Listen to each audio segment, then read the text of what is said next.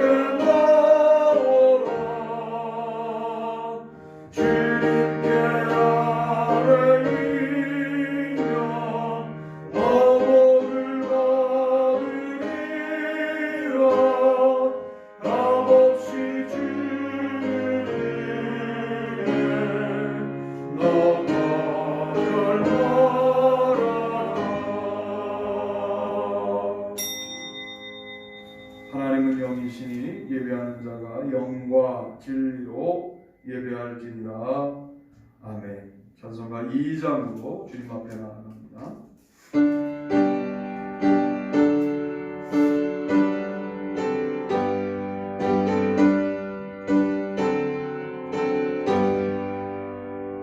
찬양 성부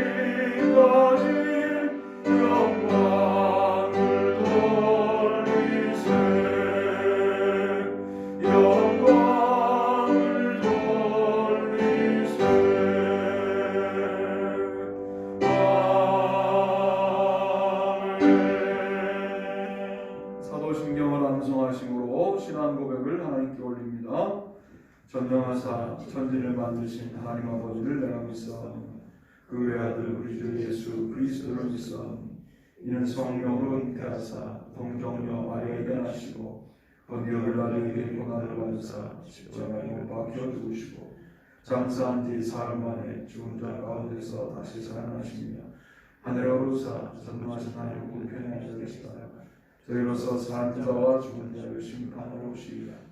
성령을 믿사오며 거룩한 공의와 성도와 서로 통하는 것과 죄를 사하여 주시는 것과 몸에서 사는 것과 영원히 사는 것을 믿사옵나이다. 아멘. 교동문 118번입니다. 나는 시온의 의가 빛같이 예루살렘의 구원이 횃불같이 나타나도록 시온을 위하여 잠잠하지 아니하며 예루살렘을 위하여 쉬지 아니할 것인지 이방 나라들이 내 공의를 묻 왕이 다 내 영광을 볼 것이요 너는 여호와의 입으로 정하실 내 이름으로 이끌 믿을 것이며 너는 또 여호와의 손의 아름다움과 내 하나님의 손의 왕관이 될 것이다. 원하건대 주는 하늘을 가르고 강림하시고 그 앞에서 산들이 진동하기를 불이 섭을 사르며 불이 물을 끓임 같게 하사 주의 원수들이 주의 이름을 알게 하시며 이방 나라들로 주 앞에서 떨게 하옵소서. 주께서 강림하사 우리가 생각하지 못한 두려운 일을 행하시던 그때 산들이 주 앞에서 진동하였사. 나같이요 주에는 자기를 악망하는 자를 위하여 이런 일을 행하신 신을 여태부터 들은 자도 없고 귀로 들은 자도 없고 눈으로 본 자도 없었나이다. 아멘. 다 자리에 앉겠습니다. 기도하시겠습니다. 하나님, 이런 모양으로 예배를 주님 앞에 올려드립니다. 코로나의 상황이 만만치 않게 확산되고 있고 또 교회도 선제적으로 이 문제에 대하여 반응해야 하기에 우리가 오늘 현장에서 소수의 분들이 또한 각 처소에서 주님을 향한 마음을 가지고 있는 백성들이 함께 모여 예배합니다. 이 예배를 받아주시고 우리가 서로 같은 장소에 있을 수 없다고 할지라도 같은 말씀 안에 은혜 받게 도와주시고 한 하나님과 한 예수님과 한 성령님을 만나 우리 모두도 하나가 되는 경험을 이 아침에 하게 하여 주옵소서.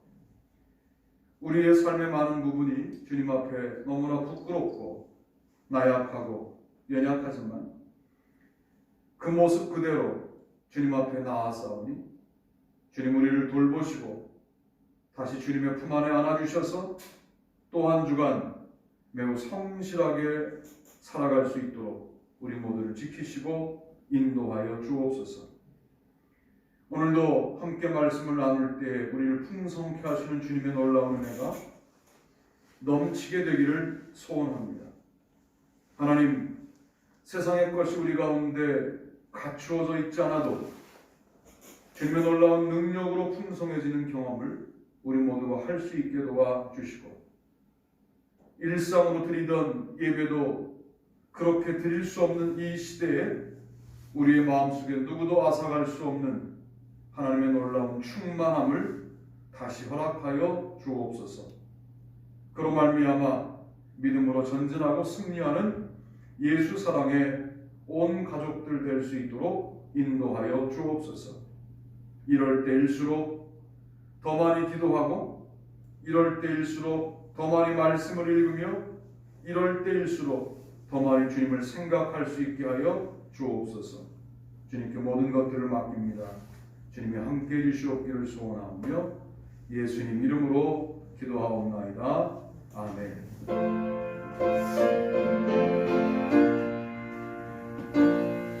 우리도 찬양으로 기도합니다. 369장.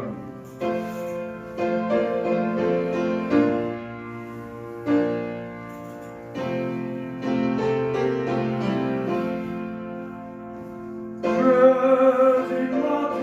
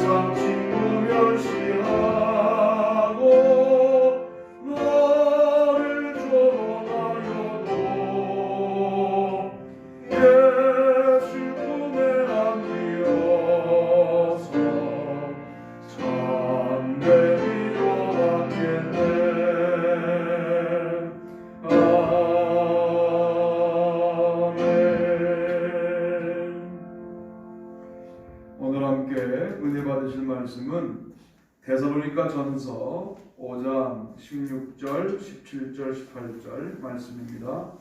너무나 잘 아시는 말씀, 우리 함께 합독하시고 말씀을 나누도록 하겠습니다.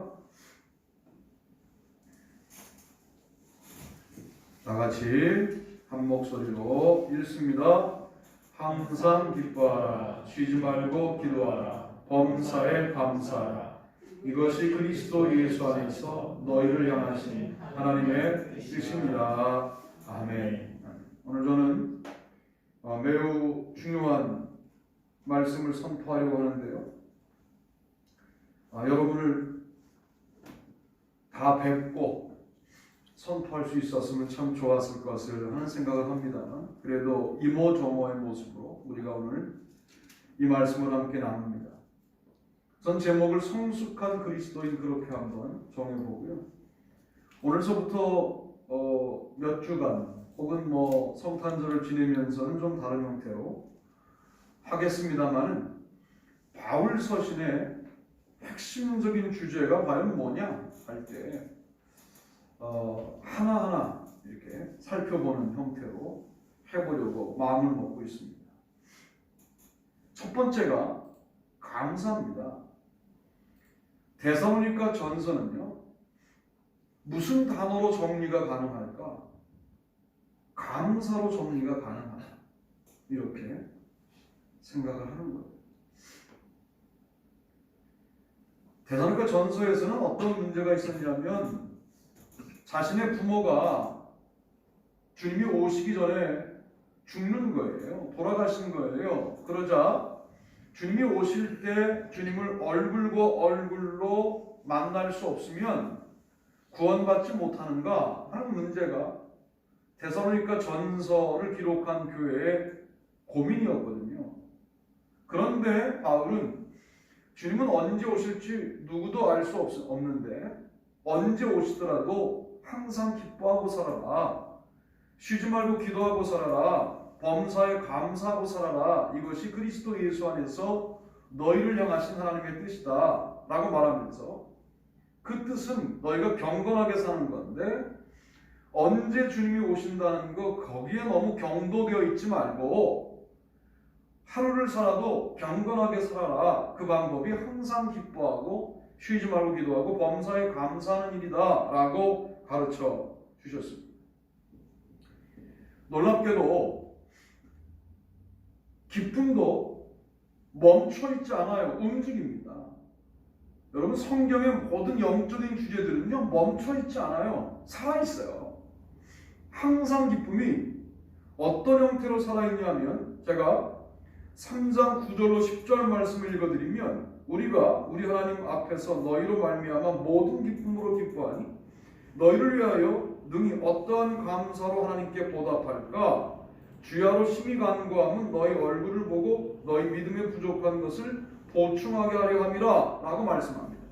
여기에 감사서부터 기쁨서부터 기도 주제가 다 나오죠. 그런데 먼저 기쁨의 주제를 보니까 항상 기쁨으로 모든 기쁨 이렇게 말하죠.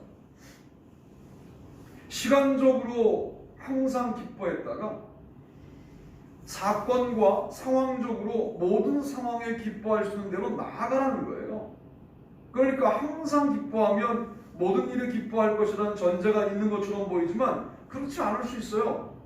그런데 항상 기뻐하는데 모든 기쁨으로, 그러니까 모든 상황에 기뻐하고 모든 존재를 만난 걸 기뻐하고 모든 사건을 만난 걸 기뻐하고 기쁨이 너의 모든 것 되게 하고 하는 쪽으로 발전해 가라는 거예요. 그런데 한 단계를 더 나가보면 항상 기쁨이 모든 기쁨으로 가고 그게 결국 어디로 가느냐? 감사로 간다는 거죠. 여러분 시편은요 그래서 기쁨의 시편인 찬양 시편과 감사의 시편인 감사 시편의 차이가 없어요. 유형적으로 같아요. 기쁨과 감사는 매우 연결되어 있는 주제인 거예요. 먼저 우리는 뭘 회복해야 합니까? 기쁨을 회복하셔야 돼요. 여러분이 예수 믿는 게 기뻐야 합니다. 비대면 예배도 왜 나는 나오라 그래? 그렇게 생각하시면 안 돼요. 나도 집에서 줌으로 예배 드릴 수 있는데 그러시면 안 돼요. 아니, 찍는 분은 나오시고 PPT를 넘길 분은 나오셔야죠. 그게 기뻐야 됩니다. 저도 비대면 예배 집에서 하면 편하죠. 그러나 추운 예배당에 와서 예배를 인도하는데 이게 얼마나 기쁜 일이에요. 어쨌든 설교할 수 있잖아요. 그리고 또 이 설교가 기록에 남아서 또 우리만이 아니라 저를 알고 있는 사람들이 또 들을 수 있는 것도 감사하고 기뻐야 돼요. 사실은 뭐 기쁨이라는 게 기뻐야 돼요라고 말하는 것이 사실은 어불성설이고 이게 아이러니죠. 그냥 말할 수 없이 기뻐야 돼요. 말과 관련 없이 기뻐야 돼요. 기쁨은 그냥 터져나오는 아름다운 영적인 표현이어야 합니다. 그러다가 결국 감사로 가는 거죠. 전 그래서 데살로니가 전서에 매우 중요한 한 가지 주제를 정하라면 감사라고 생각을 하는 거죠. 3장 9절에 보니까 주야로 심히 간구하면 너희 얼굴을 보고 너희 믿음에 부족한 것을 보충하게 하려 함이라 라고 말합니다. 자, 전부 읽지 않고 3장 10절에 보면 주야로 심히 간구하면 너희 얼굴을 보고 너희 믿음이 부족한 것을 보충하게 하려 함이라 라고 말해요. 이게 물론 바울의 기도이겠습니다만 쉬지 말고 기도했다가 주야로 기도하는데 이걸 쉬지 말고를 포괄하죠. 그런데 심히 간구, 간절히 간구하는 거예요. 기도만 해내는 게 아니라 간절히 기도하는 거예요. 쉬지 않는 데에만 포인트가 있는 게 아니라 이제 간절한 마음으로 쉬지 말고 기도하는 거예요. 어떻게 그럴 수 있느냐? 여러분, 기도라는 게 말만 기도가 아니거든요. 우리의 생활 자세가 주님을 향하는 거예요. 우리가 먹고 살기 위한 일을 하는 동안에도 하나님을 향한 자세를 잃어버리지 않는 거예요. 기도죠. 예배죠. 예배 장소에 나온 것도 예배고 그것만 예배냐 이렇게 말하고 그 예배를 우습게 여기는 형태의 이야기들은 더 이상 하지 맙시다. 우리가 그런 식으로 말하니까 우리의 예배가 지금 공격받고 있지 않습니까? 예배로 예배되게 하라. 이게 얼마나 참 소중한 목표였는지에 대해서 요즘 너무나 깨닫고 있지 않습니까? 그런데 일상의 예배가 무너진 부분이 도리어 이제 확인되고 있는 형국은 아닌가 하는 생각을 해봐요. 정부 때문인가 정말 이게. 이미 무너진 예배가 도리어 온라인 예배가 되면서 스스로 확인되고 있는 것이 아닌가라고 점검하게 돼요. 이건 누구 때문이 아니라 이미 우리가 영적으로 무너졌다 이렇게 점검하셔야 되고, 이제 우리 예배가 어떻게 이 예배를 마치고 난 다음에 여러분의 일상의 삶으로 복귀했을 때 정말 간절한 마음으로 하나님을 향하는 거예요. 여러분, 그것이 예배입니다. 그것이 기도입니다. 그런데 놀랍게도 보세요. 쉬지 말고 기도하고 주야로 심히 간구하다가 어디로 갑니까? 결국은 감사로 간단 말이에요. 기도가 감사로 가지 못했다. 기도가 계속해서 원망과 불평으로 끝났다. 기도가 결핍을 주장하는 것으로 끝났다. 그건 기도가 아니라 원성이죠. 그건 기도가 아니라 불평이죠. 여러분, 그런 걸 기도라고 말하지 않아요. 정말 기도를 하다 보면 이루어지지 않은 것도 감사, 이루어진 것도 감사. 왜? 모든 게 응답이라고 확신이 들기 때문에. 기도가 이루어져도 감사, 이루어지지 않아도 감사, 문제가 문제인 채로 있어도 감사, 문제가 해결돼도 감사, 이런 거예요. 그래서 결국 쉬지 말고 기도하고 심히 간구하다가 감사로 가는 게 성숙한 신앙 아니냐라고 말씀을 드리는 겁니다. 끊임없이 감사함은 너희가 우리에게 들은 바 하나님의 말씀을 받을 때 사람의 말로 받지 아니하고 하나님의 말씀으로 받음이니 진실로 그러하도다. 이 말씀이 또한 너희 믿는 자 가운데에서 역사하느니라. 2장 13절 말씀입니다. 하나님께 끊임없이 감사한다. 범사에 감사한다. 한 번 감사하고 마는 게 아니라 끊임없이 감사한다. 발전해요. 범사의 감사도 발전한다. 우리의 감사가 이제 입에 발린 감사로 전락하는 순간 사탄의 밥이 되는 거예요. 잘 생각해보면 우리의 마음과 우리의 영혼과 우리의 입술에서 감사가 사라지면서 나의 신앙생활이 다운되고 있지 않느냐라고 점검하실 필요가 있어요. 세상적인 조건이 갖추어질 때 감사도 쉽지 않아요. 그걸 또 쉽다고 말하는 것도 너무 함부로 말하는 것 같아요. 그러나 더 어려운 건 뭘까요? 세상적인 조건이 다 사라져버렸어요. 도대체 남아있는 게 없다고 여겨져요. 건강도 그렇고, 그리고 재정도 그렇고, 관계도 그렇고, 너무 힘들어요. 그때에도 끊임없이 감사할 수 있다면 얼마나 아름다울까. 아마 바울이 이런 마음을 먹고 데살로니가 전서를 쓰다가 결론 부분쯤에 감사라고 하는 결정적인 이야기를 지금 하고 있는 거라는 거죠. 오늘 감사라고 하는 이 핵심 단어를 절대로 잊어버리시면 안 됩니다. 반드시 기억해요. 우리가 이렇게라도 예배를 드릴 수 있는 게 얼마나 감사해요. 두 권사님이 줌이라는 게 없었으면 어떻게 할 뻔했냐고 줌에게 감사하더라고요. 하나님이 이걸 허락하신 게 너무 감사한 거잖아. 줌이 감사한 게 아니라 인터넷이 발달되지 않았으면 어떻게 할 뻔했냐고. 대한민국에 살고 있으니까 이런 예배가 가능하지. 우리가 아프리카에 있다. 뭐 되겠습니까? 참 감사한 일이죠. 여러분 아무리 삶이 어려워도 하루에 3가지씩 감사의 내용들을 좀 만들어내고 적어보시면서 한 일주일 살아보세요. 삶이 행복해집니다. 감사할 수 있는데도 불구하고 감사할 내용들을 다 흘려보내고 나고 난 다음에 드디어 자신의 모든 이루어지지 않은 일들에 관련하여 희생양을 찾는 그런 식의 삶을 살지 마시자고. 이제 모든 삶의 내용들 가운데 감사할 수 없을 거라고 세상이 판정하는 그런 상황 속에서도 감사한다면 더 놀라운 건 뭡니까? 더 놀라운 건 데살로니가 전서가 여러분이 알고 있지만 최초의 신약 성경입니다. 복음서보다는 서신서가 먼저 기록되는데 서신서 중에서 제일 먼저 기록된 서신서가 데살로니가 전서인데 거기서 바울은 그리스도인이 되어 가장 먼저 알아야 될 매우 중요한 내용으로 뭘 말하고 있는 거냐? 기뻐하다가 감사해라, 기도하다가 감사해라, 너의 감사가 발전하게 해라 라고 말씀하고 있는 거죠. 여러분 감사가 정체되어 있는 것이 영적으로 죽어가고 있는 거예요. 이런 설교를 감사절에 하면 수준 낮은 교회예요. 이런 설교를 성탄절에 해야 돼요. 그래서 제가 지금 이걸 얘기하는 거예요. 감사를 회복하십시다. 여러분 지금 그 아내를 만나는 거 여러분의 거울을 좀 보세요. 얼굴을. 감사하지 않아요? 아직도 스스로의 모습에 취하면서 내가 아내를 구원해줬다는 생각을 하십니까? 큰일 날 소리죠.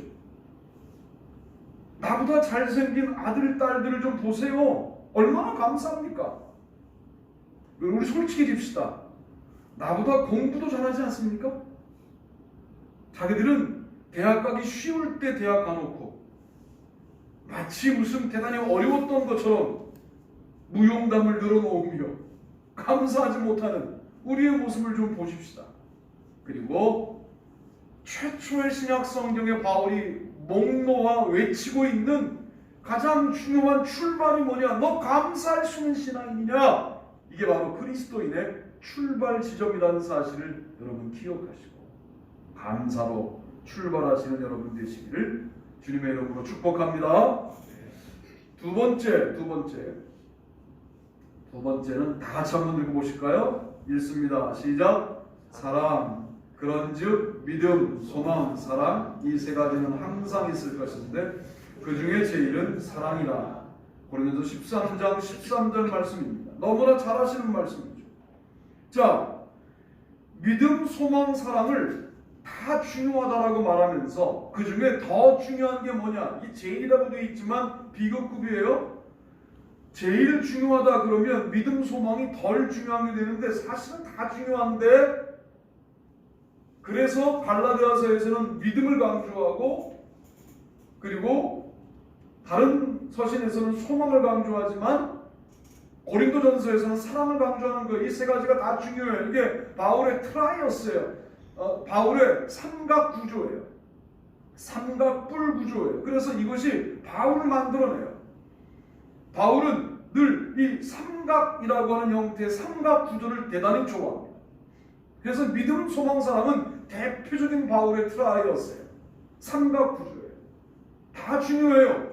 그러나 사랑이 조금 더 중요하다. 고린도 전서에서는 이렇게 바울이 강조하는 것이죠. 자, 내가 너희 중에서 예수 그리스도와 그가 십자가에 못 박힌 것 외에는 아무것도 알지 아니하기로 작정하였습니다. 2장 2절에 말씀합니다.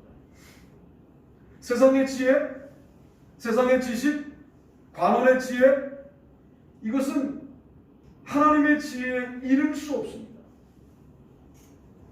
똑똑한 사람들 많죠. 그러나 그것은 세상의 지혜입니다. 바울은 이미 그 당시 세상의 주류 사상을 다 공부한 사람이에요. 공부하지 않고 어느 날 갑자기 내가 계시를 받았다, 하나님의 지혜가 나에게 있다, 이렇게 말했으면 아마 유대인들을 구원하기 어려웠을 거예요. 그러나 바울을 자기들도 알고 있거든요. 그 똑똑한 인간을 자기들도 알고 있어요. 같이 공부했던 사람은 도대체 따라갈 수 없었던 그의 놀라운 실력을 알고 있는데, 그가 내가 그 모든 것들을 다 배웠으나 그것은 관원의 지혜일 뿐이고 하나님의 지혜는 거기 있지 않다. 나는 이제부터 예수 그리스도와 그가 십자가에 못 박히신 것 외에는 아무것도 알지 아니하기로 작정했다.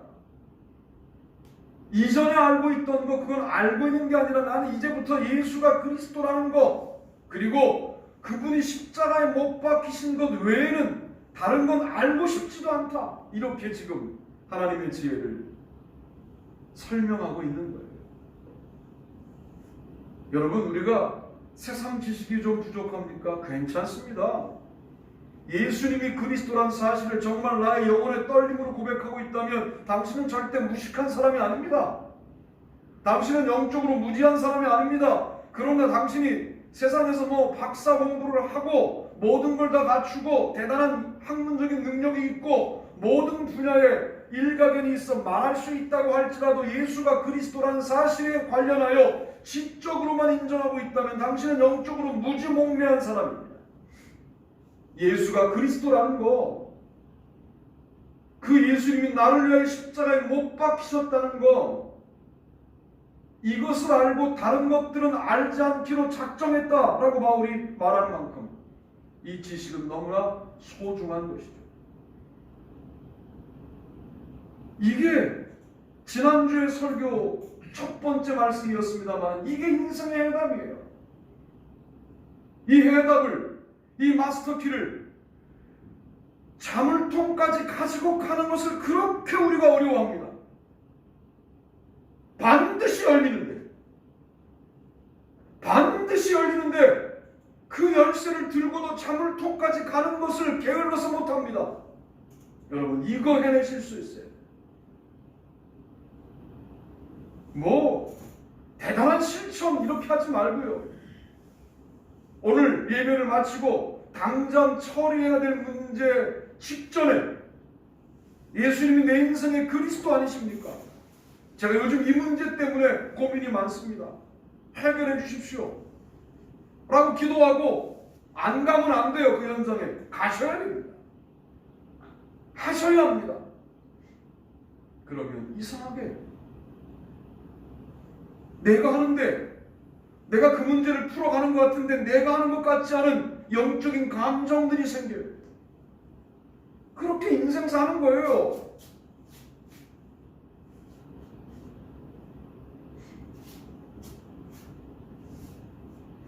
여러분, 예수님이 그리스도라는 것, 그분이 나를 얼마나 소중하게 여겼으면 십자가에 못 박혀 돌아가셨다는 것, 그것이 정말 영적으로 믿어진다면 당신을 이길 수 있는 사람은 세상에 존재하지 않습니다. 왜? 이 세상에 세상보다 큰 분이 나를 위하여 돌아가셨는데, 그 엄청난 사건이 믿어지는데 어떻게 우리가 좌절할 수 있어요? 그래서 우리는 고린도전서의 이 믿음으로 얻는 이 지혜를 더욱더 심화시켜 발전시켜 나가다 보면 결국 그분을 사랑하게 될 수밖에 없다 라고 결론 지을 수 있다는 겁니다. 부활은 뭘까요? 부활은 소망을 갖고 있는 사랑이죠. 여러분, 부활을 마지막 날에 일어날 아름다운 사건으로만 생각한다면 여러분들은 믿음에 무언가 문제가 있는 거예요. 오늘도 부활의 신앙으로 살아가야 돼요. 죽은 자가 되어야 부활이 있는 거예요. 만약 예수님이 가짜로 죽은 척했다 그러면 부활도 가짜인 거예요. 완벽하게 돌아가셨기 때문에 완벽하게 사셨다라고 고백할 수밖에 없는 기독교 신앙의 핵심이 만들어진 거예요. 그런데 바울 서신은 참 놀랍게도 죽음에서 생명으로 이렇게 설명하지 않고 죽은 자에서 생명으로, 죽은 자에서 살리셨도다 이렇게 설명합니다. 살아났다고 설명하지도 않아요. 살리셨도다라고 늘 수동태로 말합니다. 부활은 내가 했는데, 부활은 아버지가 하신 게 아니고 아들인 그리스도 내가 했는데 그것조차 자신의 업적으로 삼지 않는 거예요. 왜? 그걸 자신의 업적으로 삼으면 정말 많은 사람들을 현혹시킬 수 있어요. 다 내 편 만들 수 있어요. 아버지로부터 다 빼뜨려 아들 편 만들 수 있어요. 그런데 아들과 아버지는 한 분이거든. 뭐라고 말해요?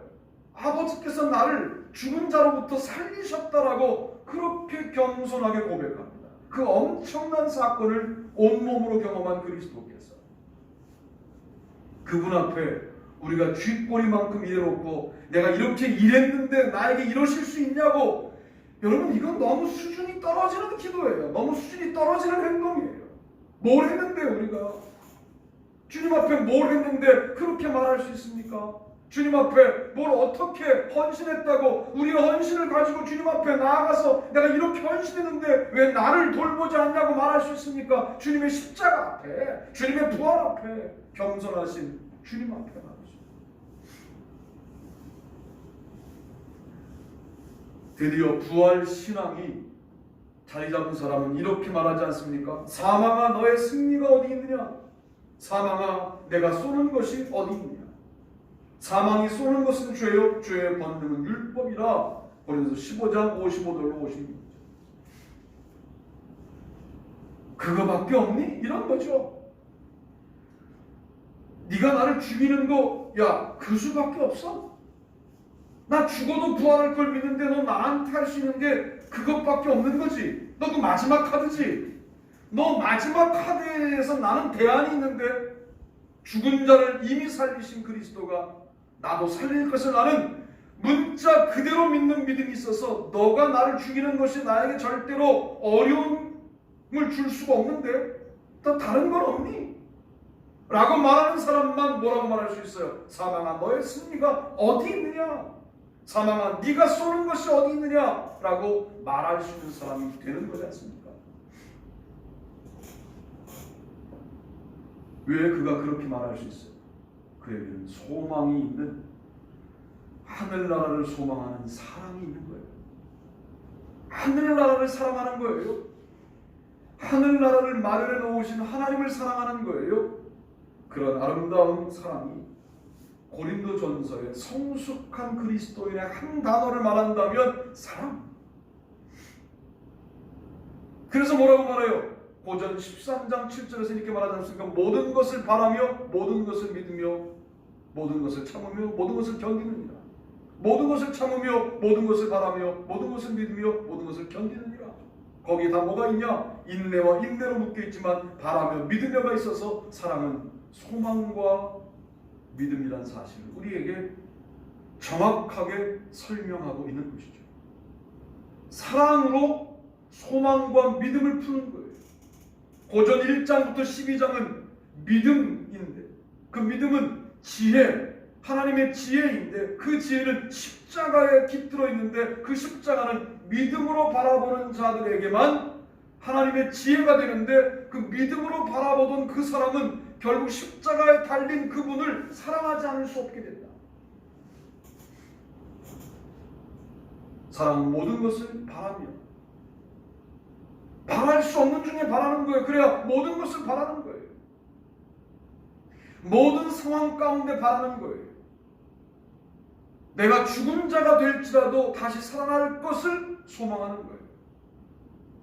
그런 자는 정말 부활하신 주님을 사랑하지 않을 수 없게 됩니다.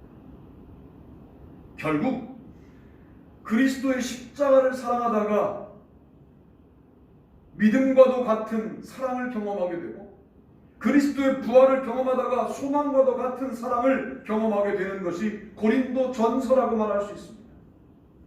여러분, 사랑이 없으면 그리스도인은 전부가 없는 것입니다.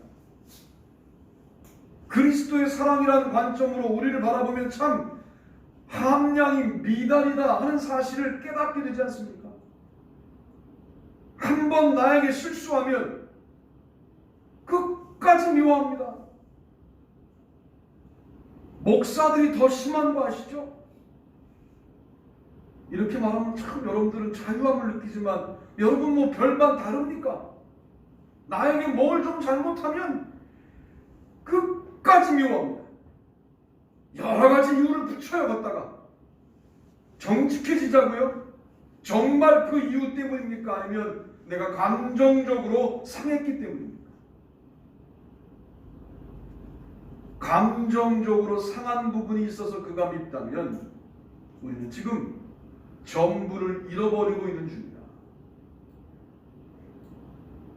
사랑이 풍성한 그리스도인 되시기를 주님의 이름으로 축복합니다.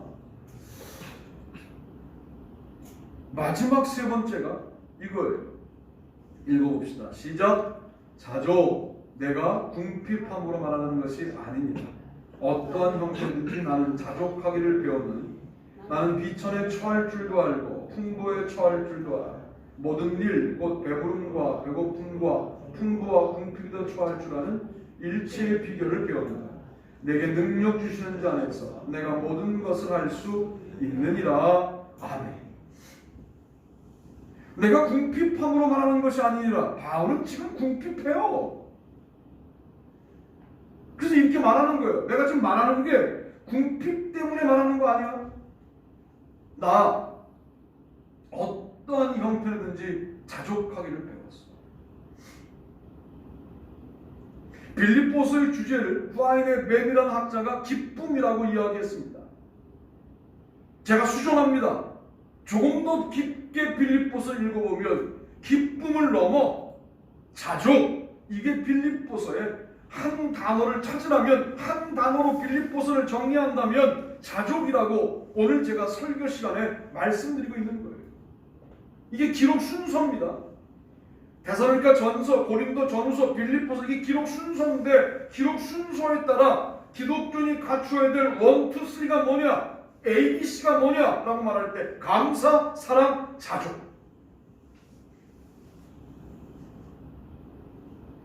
여러분, 자족이라는 게 여러분의 오해처럼 그래 여기까지가 끝인가 보고 이제 나는 돌아가겠소, 이게 자족이 아니에요. 그런 걸 포기라고 그래요. 포기. 자꾸만 자족에 멈춤이나 포기의 이미지를 넣어서 이해하는 사람들이 많아요. 아니에요. 자족은 뭐냐면 일단 지금 여기 오늘 하나님이 주시는 최고의 충만감으로 사는 거예요. 이게 자족이에요. 감옥에 갇혀 있지만 감옥에 가둘 수 없는, 감옥을 흘러넘치는 영적인 충만함을 그 감옥에서도 경험하는 바울이 말할 수 있는 게 뭐냐면 자족입니다. 절대로 패배적인 개념이 아니에요. 이 개념. 절대로 부정적인 개념이 아니에요. 미래의 꿈을 포기하자는 이야기가 아니에요. 내일은 어제와 다른 수준의, 어제와 다른 내용의 충만감을 오늘, 내일 또 느끼는 거예요. 그러니까 어제의 자족은 오늘의 자족일 수가 없는 거예요. 달라져요.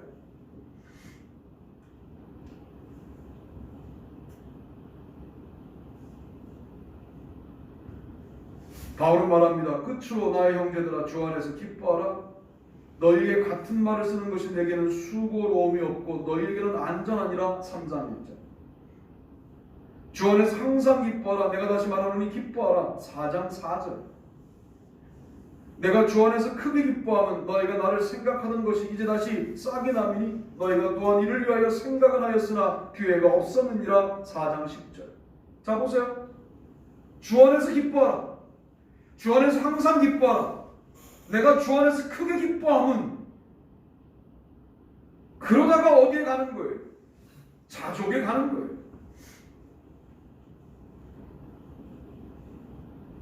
사탄은 우리에게 이렇게 유혹하거든요.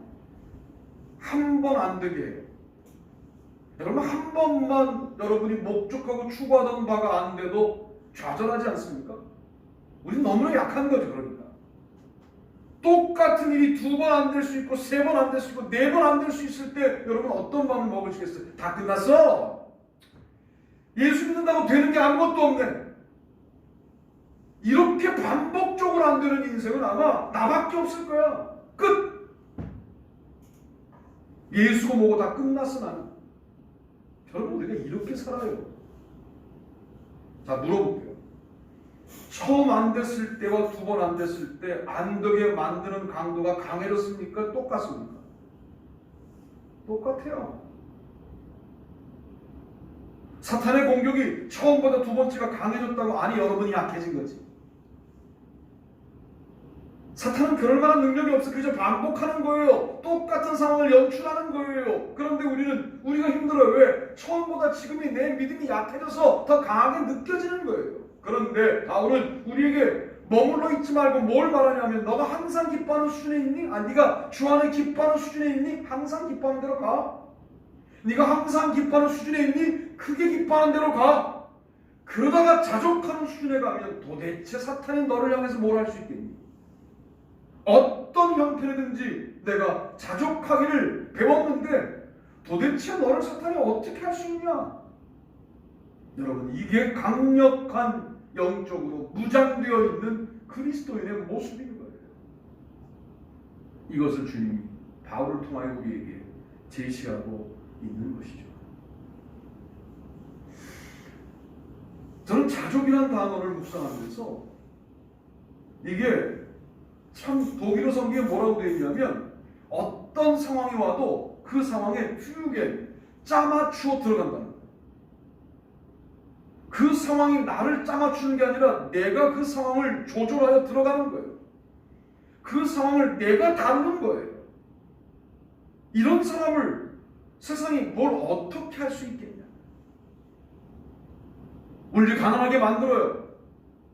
비천에 처할 줄도 알고를 독일어 성경 디 호이티겐 바이블에서 비벨에서 뭐라고 말하냐면 이렇게 말해요. 배틀러. 비천에 처하면 거지처럼 산다는 거예요. 풍부에 처하면 왕처럼 살지만 세워진 왕으로 사는 거예요. 스스로 쓴 왕이 아니라 세워진 왕으로 살아가는 거예요. 교만하지 않아요. 비천할 때도 비참해지지 않아요. 왜? 그 가운데 주님이 더욱더 내가 너 이 비참한 환경 가운데 너와 내가 함께 동행한다 라고 하는 것을 너무나 패부에 느끼게 해주시기 때문에 도리어 영적으로 풍성하게 그 비천한 순간들을 살아가요. 풍부해질 때 주님이 주신 풍부로 살아가니까 교만하지 않아. 참 아름답고 놀라운 자족의 영성. 너무 아름다운 신앙의 모습이 아닌가 생각을 해봅니다. 이게 바로 일치의 비결이고 이게 바로 우리가 추구해 나가야 될 아름다운 믿음의 내용이라고 생각합니다.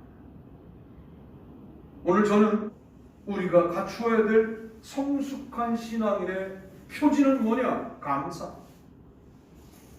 감사가 떨어지면 여러분 믿음이 약해진 겁니다. 자꾸만 이런 걸 헌금으로 연결 짓지 마세요. 여러분 면죄부 같은 거예요. 헌금을 하시지 말라는 게 아니라 헌금만은 아니다 말이죠. 우리의 삶이 그냥 다 감사한 거예요. 다. 그래서 뭘 좀 드리고 싶은 거죠. 그때 시간도 드리고 헌금도 드리는 거지.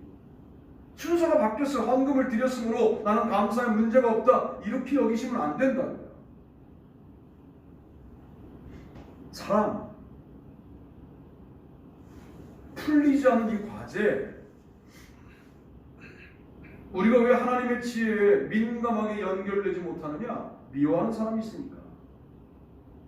왜 말씀을 읽어도 말씀을 들어도 그렇게 감동이 왔다가 금방 쓰러지느냐? 여전히 원수가 있으니까. 우리에게는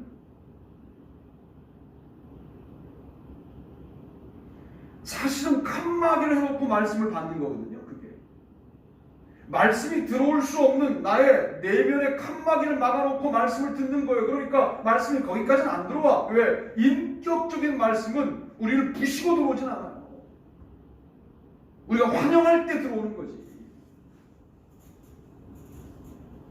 그래서 하나님의 지혜에 이때로 살아가려면 미운 사람을 정리하셔야 돼요. 또 빌립보서에서는 그래, 나를 감옥에 가도 나 자족해. 나를 가난하게 만들어 나 자족해. 나를 어떻게 해봐라 나는 이미 자족해. 여러분, 이 믿음을 바울이 빌립보 성도들에게 말하고 4장 14절에 뭐라고 말합니까? 그러나 너희가 나의 괴로움에 참여하였으니 잘하였다 라고 말하지 않습니까? 빌립보 성도들은 지금 풍부해요. 이 풍부한 것을 어떻게 합니까? 바울에게 나누어 주죠. 그리고 바울의 고난에 동참합니다. 풍부한 상태만 머물지 않고 비천한 상태까지도 경험합니다. 그래서 그들도 일치의 비결을 배우고 있습니다. 참 잘하였다.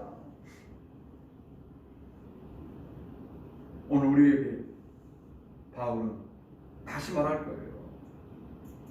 너희가 지금 대한민국이라고 하는 풍부한 상황 속에서도 비천에 처할 줄도 알고 풍부에 처할 줄도 아는 일치의 비결을 배워 배부름과 배고픔, 풍부와 궁핍도 처할 줄 아는 일치의 비결을 배웠구나. 참 잘했다. 지금서부터 너를 흔들 수 있는 상황은 세상에 존재하지 않을 것이다. 자주. 오늘 저는 세 단어를 여러분에게 묵상할 과제로 드립니다. 감사와 사랑과 자주.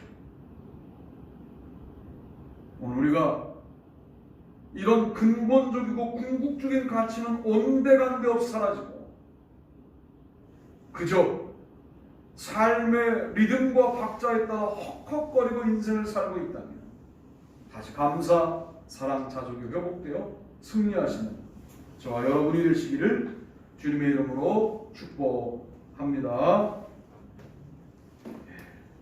다 자리에서 일어나시겠습니다. 찬송가 370장 찬송하시면서 준비하신 예물 주님 앞에 바치고 축도하고 일어나시겠습니다.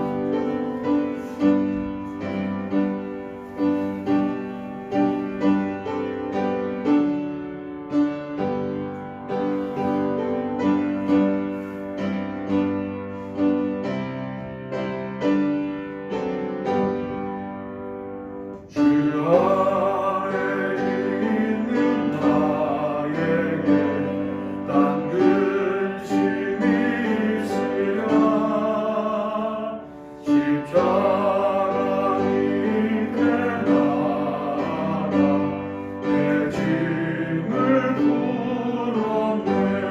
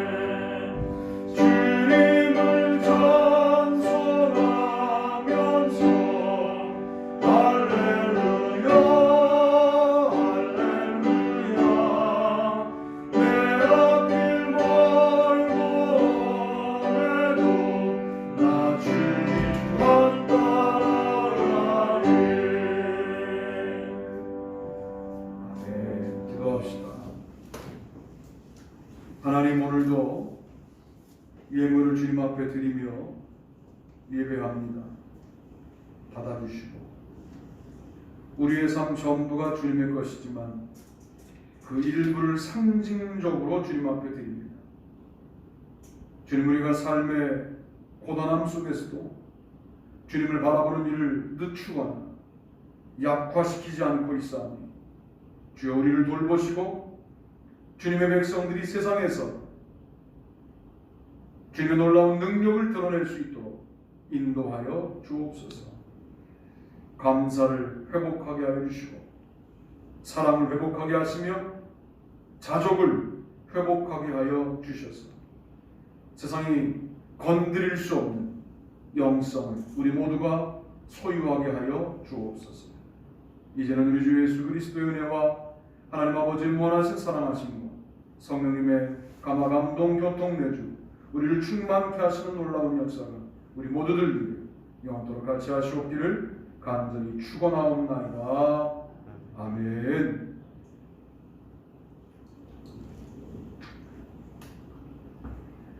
광고하겠습니다. 효회성을 쳐주시면 좋았을 것입니다. 손이 아마 얼었던 것 같은데 지금 교회가 춥습니다. 저게 좀 왔다 갔다 해요. 온풍기 그 파워가. 그래서 지금 펴가면서 지금 하고 있는데요. 광고 드리겠습니다. 12월 준비의 달 예배 드렸고 오늘 대강절 네 번째 주일입니다. 비대면 예배가 원칙이어서 오늘 교회에서도 지금 한 저까지 6분 예배 드렸고요. 여러분 함께 예배를 드리고 계신 거고요.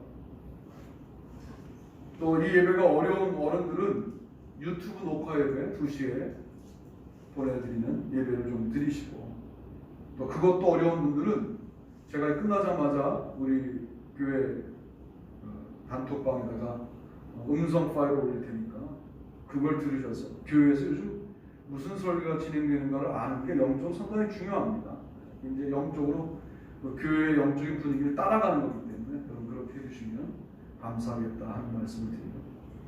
박인도 성도님 기억하시고 기도해 주시고 또 우리 유영석 권사님과 문학 권사님의 어머니들이 다 요양병원에 계세요. 그래서 요즘 요양병 잠깐 문제가 되니까 기도가 절로 나오더라고요. 여러분 기도해 주시기를 바랍니다.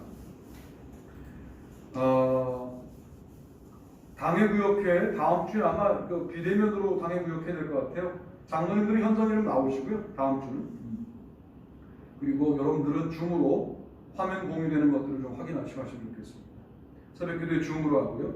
25일도 오늘 같은 형태로 해야 될 것 같습니다. 그렇게 하시면 되겠습니다. 다음 주 기도 김대현 권사님 해주시면 되겠습니다. 자, 이상입니다.